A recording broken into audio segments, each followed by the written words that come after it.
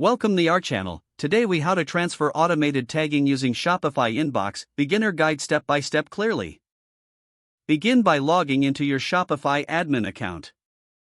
Navigate to the Shopify Inbox app from your dashboard. Once in the Inbox app, click on the settings icon located in the bottom left corner. In the settings menu, find the tags section. Select automated tagging to access the tagging options available to you.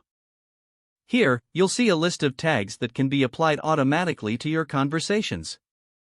Choose the tags you want to assign to your messages for easy sorting.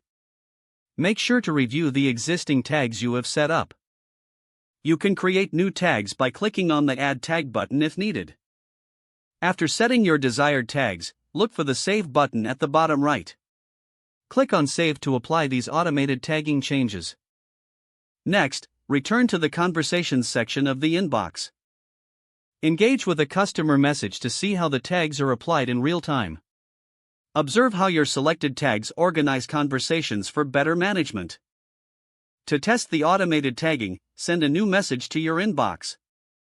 Check if the correct tags are assigned based on the conversation context. If everything looks good, you've successfully implemented automated tagging. Feel free to modify the tags later if your needs change.